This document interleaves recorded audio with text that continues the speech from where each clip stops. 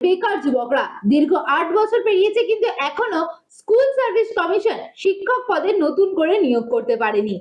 বারবার শিক্ষামন্ত্রী ব্রাত্য বসু থেকে শুরু করে মুখ্যমন্ত্রী মমতা বন্দ্যোপাধ্যায় নিয়োগের বিষয়ে একাধিকবার পদক্ষেপ গ্রহণের আশ্বাস দিলেও এখনো পর্যন্ত একটিও শিক্ষক নিয়োগের বিজ্ঞপ্তি দেয়া গেল না কেন?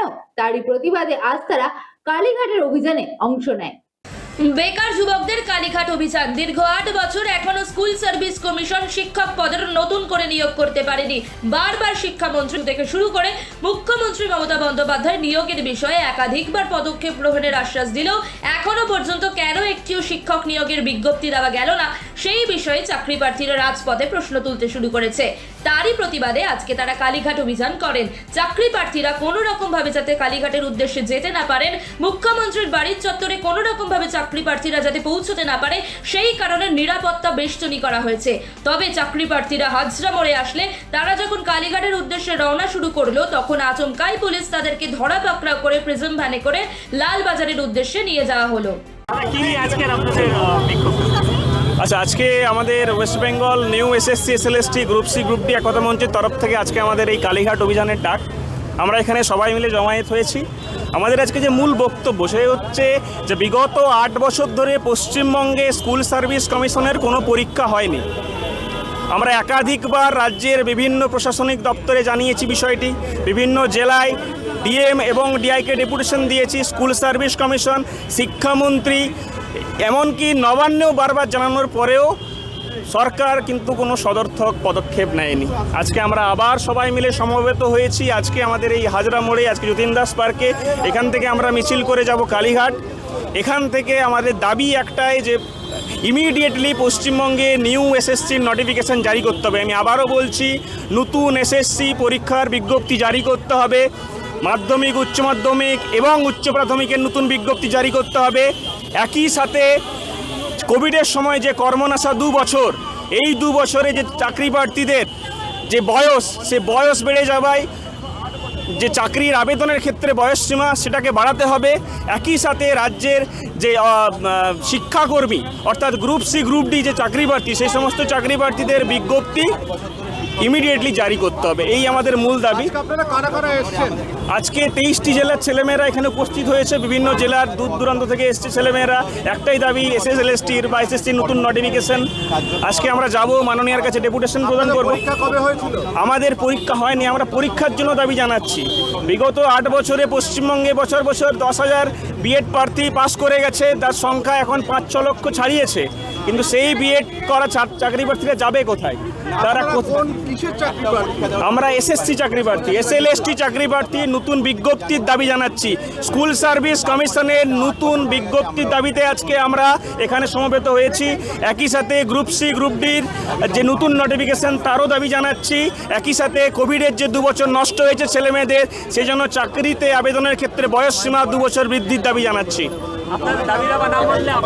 আমরা আগামী দিনে আরও বৃহত্তর আন্দোলনে সামিল হব। আমার নাম সৌরভ মুদলি। বাচ্চাকে সঠিকভাবে বড় করতে, যদি বাচ্চাকে ভালো করে বুঝতে পারি, জানতে পারি, চিনতে পারি, তাহলে কিন্তু আমাদেরকে মানুষ করতে অনেক সহজ হবে। আমরা একটা উপায় আমাদের কাছে আছে, DMIT, demographics multiple intelligence test. আমরা আজকে একটা অদ্ভুত জিনিস নিয়ে কথা বলবো, যেই জিনিসটা আমরা সবাই চাই বাচ্চাকে সঠিকভাবে বড় করতে, এবং বাবা মা হিসেবে বাচ্চা যাতে বাবা মার চেয়েও আরও ভালো শাইন করে, আরও ভালো যেন কাজ করে, সেটা সব বাবা মাই চায়।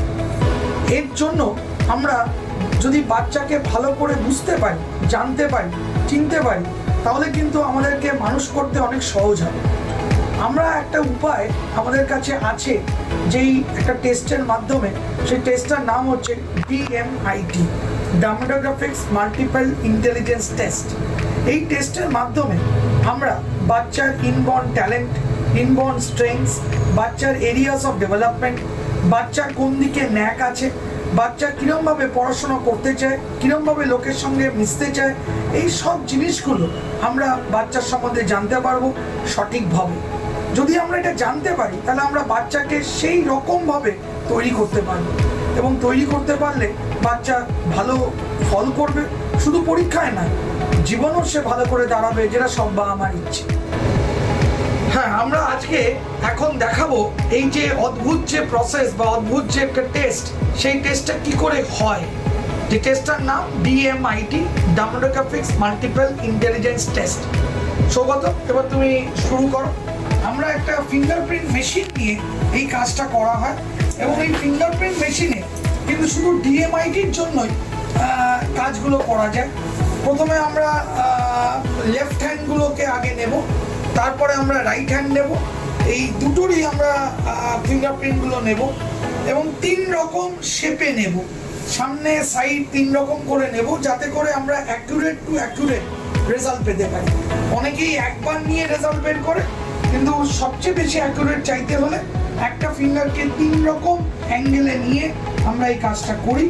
আপনারা দেখতে থাকুন কীরকমভাবে টেস্টটা হচ্ছে এবং একটা সফটওয়্যারে আমরা এই ফিঙ্গারপ্রিন্টসগুলোকে তুলে নিচ্ছি এবং তুলে নেওয়ার পরে আমরা সেই রিপোর্টটা যেই কাস্টমার আমাদের সঙ্গে করলেন রিপোর্টটা, সে ওই রিপোর্টটা পায় এবং তারপরে আমাদের একজন সাইকোলজিস্ট আছে যিনি টোটাল রিপোর্টটার উপর একটা কাউন্সেলিং করে এবং সেই কাউন্সেলিংয়ে একটা entire discussion between the parent and the councillor হয়, যাতে করে বাবা মা বুঝতে পারে তার কোথায় স্ট্রেংথ, তার কোথায় এরিয়াস অফ ইমপ্রুভমেন্ট, তার পার্সোনালিটি, তার কি ইচ্ছে অনিচ্ছে, পড়ার স্টাইল এবং কোন দিকে সে বড় হয়ে ভালো রোজগার করতে পারবে, বিজনেস করবে না চাকরি করবে, চাকরি করলে কোন স্ট্রিমে যাবে, সব কিছু সে কিন্তু বিশদভাবে বাবা মা জানতে পারে।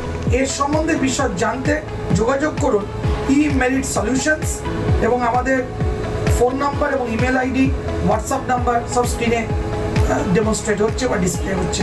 Thank you.